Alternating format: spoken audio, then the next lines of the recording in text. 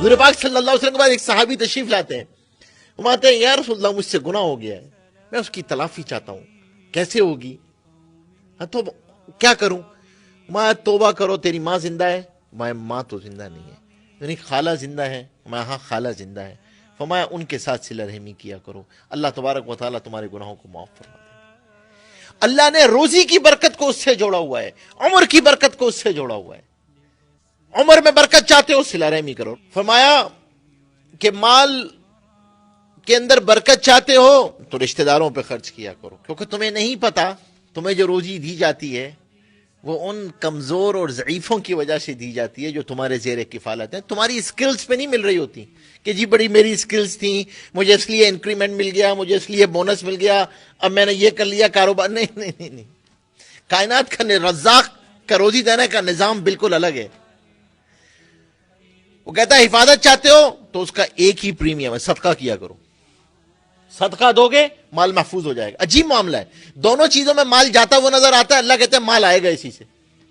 صدقے میں بھی مال جاتا ہوا نظر آ رہا ہے، رشتہ داروں پہ خرچ کر رہے ہیں مال جاتا ہوا، اللہ کہہ رہے ہیں برکت چاہتے ہو رشتہ داروں پہ خرچ کرو،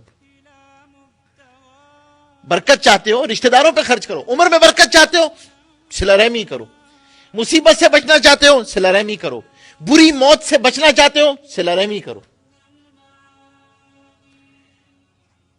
کیوں؟ کیونکہ اور اسی طرح گناہ کے اعتبار سے بھی اتنا ہی سخت ہے۔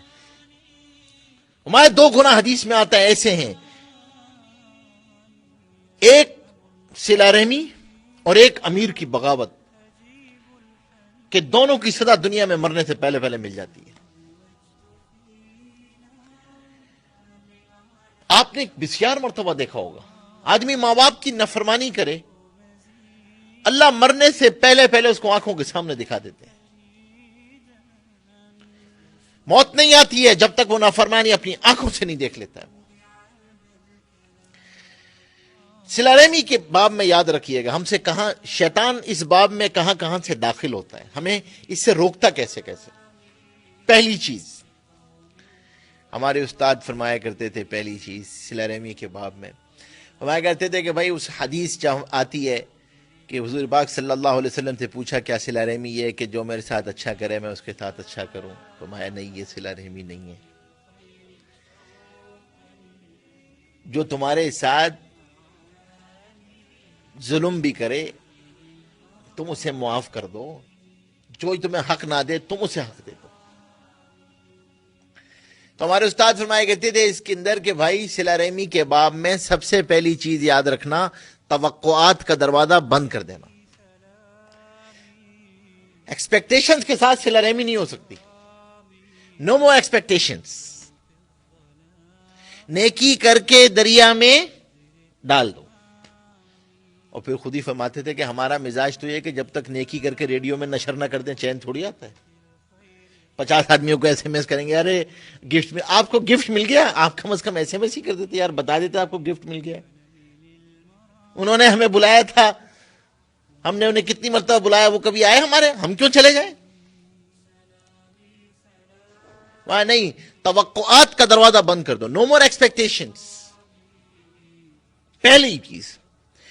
دوسری اس باب کے اندر جو سب سے اہم چیز ہے، ہم اس بات کا خیال رکھیں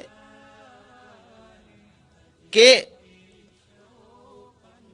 لوگوں کے عیبوں کو تلاش نہ کریں، لوگوں کے عیبوں کو تلاش نہ کریں، اور عیب سے بھی پہلے اس باب میں جو شیطان داخل ہوتا ہے یاد رکھیے گا۔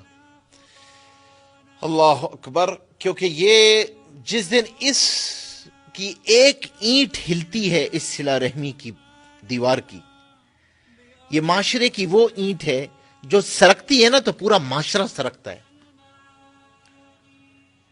اس لیے شیطان کی سب سے زیادہ طاقت اگر کسی جگہ پہ لگتی ہے تو اس خاندان کو توڑنے پہ لگتی ہے، کہ اگر یہ بکھرتا ہے شیرازہ تو معاشرے کو شیرازہ بکھرنے میں اسے کوئی محنت نہیں کرنی پڑتی، وہ خود بکھر جاتا ہے۔ سب سے زیادہ طاقت، دوسرا راستہ جہاں سے وہ داخل ہوتا ہے، پہلی توقعات پیدا کرتا ہے، ایکسپیکٹیشنز۔ دوسرا یہ کہ بدگمانی کے راستے سے آتا ہے۔ Non verbal communication. اس لیے اللہ اکبر، ہمارے استاد تھے وہ فرمایا کرتے تھے کہ بھائی صلہ رحمی کے باب میں اظہار محبت شرط ہے. یہاں چیزیں خاموشی سے نہیں ہوتی ہیں. صلہ رحمی کے باب میں ورنہ شیطان داخل ہو جاتا ہے.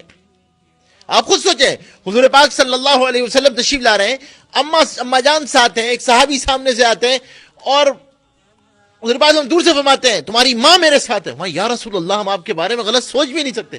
ماں نہیں، شیطان انسان کے جسم میں ایسے چلتا ہے جیسے خون گردش کرتا ہے. اگر نبی کے بارے میں کوئی خیال آ جاتا تمہارا تو ایمان ضائع ہو جاتا.